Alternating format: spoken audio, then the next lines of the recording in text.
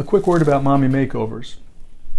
In its simplest form, a mommy makeover involves rejuvenation of the breast through breast augmentation, breast lift, or a combination of these procedures combined with abdominal contouring through abdominoplasty.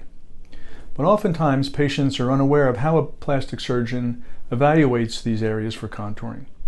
Pregnancy has many effects on the body, including changes in the skin tone, muscle tone, and fat distribution. These changes are not limited to the breast or the tummy, but involve their adjacent structures, such as underarm tissue, back fat, hip fat, and thigh fat, which may or may not be associated with skin laxity.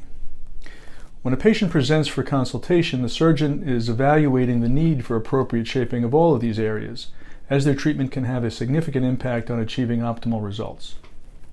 Proportion is also very important, both in terms of the size and shape of the breast as it relates to the patient's body frame, but also how it relates to the size and shape of her abdomen.